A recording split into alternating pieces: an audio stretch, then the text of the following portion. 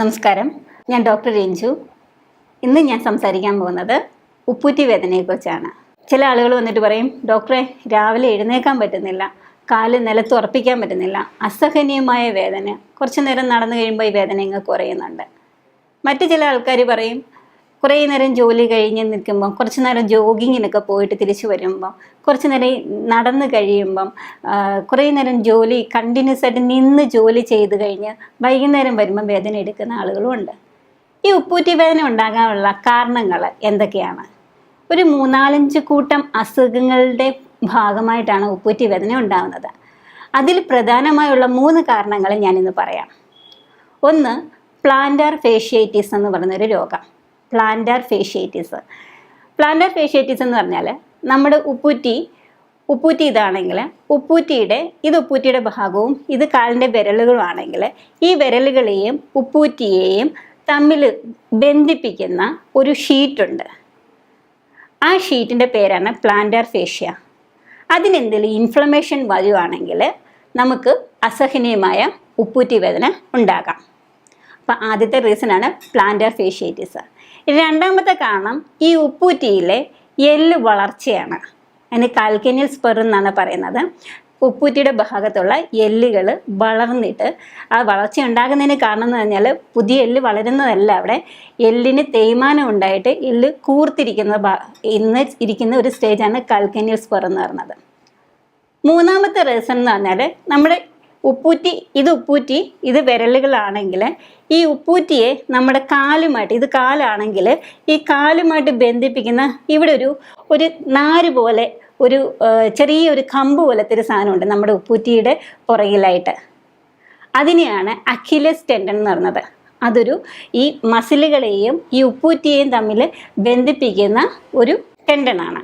ഇതിന് മൂന്നിൻ്റെയും തമ്മിലുള്ള വ്യത്യാസം എന്താണെന്ന് നോക്കാം. അപ്പം ഈ 2 കാരണം ഇൻഫ്ലമേഷനും 1 കാരണം ഡീജനറേഷനുമാണ്. കാൽക്കേനിയൽ സ്പർ എന്ന് പറയുന്നത് ഡീജനറേറ്റീവ് ചേഞ്ചസ് ഉണ്ടായിട്ടാണ് ഉണ്ടാകുന്നത്. മറ്റേ പ്ലാന്റാർ ഫേഷ്യേറ്റിസും അക്കിലസ് ടെൻഡിനൈറ്റിസും എന്നത് ഇൻഫ്ലമേഷനാണ്. അപ്പം നമ്മൾ ആ ഇൻഫ്ലമേഷനെ കുറയ്ക്കത്തക്ക രീതിയിലുള്ള ചികിത്സയാണ് ചെയ്യേണ്ടത്. അപ്പം നമുക്ക് ആയുർവേദത്തിൽ ഈ ഉപ്പൂറ്റി വേദനയെ എങ്ങനെ മാറ്റിയെടുക്കാം? രാവിലെ എഴുന്നേൽക്കുമ്പോൾ ഉള്ള ഉപ്പൂറ്റി വേദന, രാവിലെ എഴുന്നേറ്റ് തറയിൽ പാദങ്ങൾ തൊടുന്നിട്ട് നമ്മൾ എഴുന്നേറ്റ് നിൽക്കുമ്പോൾ അസഹനീയമായ വേദന തോന്നുന്നു, കുറച്ച് നേരം കഴിയുമ്പോൾ ആ വേദന അങ്ങ് കുറയുന്നു എന്ന് പറയുന്ന കണ്ടീഷനില്ല. അങ്ങനെ വരുന്ന കണ്ടീഷനിൽ പ്ലാന്റാർ ഫേഷ്യേറ്റിസ് എന്ന് പറയുന്ന രോഗം, ഞാൻ പറഞ്ഞു, കാലിൻ്റെ ഉപ്പൂറ്റിയെയും കാലിൻ്റെ വിരലുകളെയും തമ്മിൽ ബന്ധിപ്പിക്കുന്ന കാൽപാദത്തിലുള്ള ഒരു ലെയറാണ് പ്ലാന്റാർ ഫേഷ്യേറ്റിസ്. അപ്പോൾ അതിന് കുറച്ച് ഇൻഫ്ലമേഷൻ കൂടി വന്നാൽ ഈ പ്ലാന്റാർ ഫേഷ്യ എന്ന് പറയുന്ന ആ ഒരു ഏരിയ കുറച്ചൊന്ന് ചുരുങ്ങും. അത് കൂടുതലും ആ ഉപ്പൂറ്റിയുടെ ഭാഗത്തായിരിക്കും ചുരുങ്ങിപ്പോകുന്നത്. അപ്പോൾ ആ ഉപ്പൂറ്റിയുടെ ഭാഗത്ത് അത് ചുരുങ്ങുമ്പം നമ്മൾ ആ ചുരുങ്ങിയിരിക്കുന്ന ഭാഗം നിവരുന്നിടം വരെയാണ് നമ്മൾ ഉപ്പൂറ്റി തറയിൽ ഉറപ്പിക്കുന്ന സമയം, രാവിലെ ഉറപ്പിക്കുന്ന സമയത്ത് ഇതൊരു ചുരുങ്ങിയ അവസ്ഥയിലായിരിക്കും കാണുന്നത്. അത് നിവരുന്ന ആ ഒരു പഴയ സ്റ്റേജിലേക്ക് വരുന്ന കുറച്ച് നേരം നമ്മൾ നടക്കുമ്പം ഈ ചുരുങ്ങിയിരിക്കുന്ന പ്ലാന്റാർ ഫേഷ്യ കുറച്ചും കൂടെ ഒന്ന് വികസിച്ച് വരും, ഒന്ന് അയഞ്ഞു വരും. അപ്പോൾ ആ അയഞ്ഞു വരുന്ന ആ ഒരു ടൈം പീരീഡ് നമ്മൾ കുറച്ചും കൂടെ വേറെ എന്തെങ്കിലും എക്സസൈസുകൾ എന്തെങ്കിലും ചെയ്ത് കൊടുത്താൽ കുറച്ചും കൂടി ഈസിയാകും. അപ്പം നിങ്ങൾ രാവിലെ എഴുന്നേൽക്കുമ്പം തന്നെ കാലിൻ്റെ പാദത്തിൽ കുറച്ച് മുറുവെണ്ണ എന്തെങ്കിലും ഒന്ന് അപ്ലൈ ചെയ്തിട്ട് കാലിൻ്റെ പാദത്തിൽ അപ്ലൈ ചെയ്തിട്ട് കാലിൻ്റെ പാദം, മുറുവെണ്ണയോ പിണ്ടതൈലോ ഉപയോഗിക്കാം, കാലിൻ്റെ പാദം മുകളിലേക്കും താഴേക്കും ഞാൻ ഈ കാണിക്കുന്ന രീതിയിൽ അനക്കുക. ഓക്കെ, എന്നിട്ട് കാലിൻ്റെ വിരലുകൾ മുകളിലേക്കും താഴേക്കും കൺട്രാക്ട് ചെയ്യുകയും റിലാക്സ് ചെയ്യുകയും ചെയ്യാം. ഫ്ലെക്ഷനും എക്സ്റ്റൻഷനുമാണ് വരുന്നത്. ഓക്കെ, എന്നിട്ട് കാലിൻ്റെ ആങ്കിൾ ജോയിൻ്റ് സൈഡിലേക്കും ഇപ്പുറത്തെ സൈഡിലേക്കും ലെഫ്റ്റിലേക്കും റൈറ്റിലേക്കും മൂവ് ചെയ്യാം. അപ്പോൾ ഇങ്ങനെയുള്ള 4 എക്സസൈസുകളാണ്. കാലിൻ്റെ പാദത്തിൽ ഏതെങ്കിലും മുറുവെണ്ണയോ അല്ലെങ്കിൽ കുറച്ച് പിണ്ടതയിലോ എന്തെങ്കിലും ഒന്ന് അപ്ലൈ ചെയ്തതിന് ശേഷം കാലിൻ്റെ പാദം മുകളിലേക്കും താഴേക്കും മൂവ് ചെയ്യുക. പിന്നെ കാലിൻ്റെ വിരലുകൾ അകത്തേക്കും പുറത്തേക്കും മൂവ് ചെയ്യുക. പിന്നെ കാലിൻ്റെ ലാറ്ററൽ സൈഡിലേക്കും മീഡിയൽ സൈഡിലേക്കും കാലുകൾ അനക്കുക. അപ്പോൾ ഇങ്ങനെ കുറച്ച് നേരം ഒരു 5 മിനിറ്റ് നിങ്ങൾ അല്ലെങ്കിൽ ഒരു 10 മിനിറ്റ് നിങ്ങൾ ഇങ്ങനെ ഒന്ന് എക്സസൈസ് ചെയ്തതിന് ശേഷം പതുക്കെ കാലുകൾ തറയിൽ ഊന്നാൻ നോക്കിയാൽ നിങ്ങൾക്ക് വളരെയേറെ ആശ്വാസം കിട്ടും. അതുപോലെ തന്നെ നമുക്ക് ചെയ്യാവുന്നതാണ്, ഞാൻ ഈ പറഞ്ഞ ഏതെങ്കിലും ഒരു ഓയിൽ അപ്ലൈ ചെയ്തതിന് ശേഷം ഉപ്പിട്ടിട്ട് വെള്ളം തിളപ്പിച്ചിട്ട് സഹിക്കാവുന്ന ചൂടിൽ കാലൊന്ന് കുറച്ച് നേരം മുക്കി വെക്കാവുന്നതാണ്. അപ്പോൾ കുറച്ചും കൂടെ പെയിൻ ഒന്ന് കുറഞ്ഞു കിട്ടും. ഇതല്ലാതെ തന്നെ ഈ ഓയിൽ പുരട്ടിയതിന് ശേഷം ഉപ്പ് കല്ല് ചൂടാക്കിയിട്ട് ഒരു തുണിയിൽ കെട്ടിയിട്ട് ചൂട് പിടിച്ച് കൊടുത്താൽ വളരെ നല്ലതാണ്.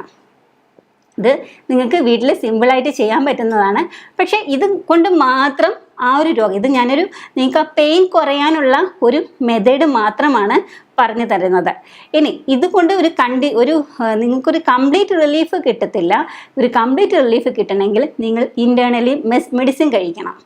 നിങ്ങൾക്ക് ഉള്ളിലേക്ക് കഴിക്കാൻ വേണ്ടി ആയുർവേദത്തിൽ വളരെ ഫലപ്രദമായ ചികിത്സ ലഭ്യമാണ്.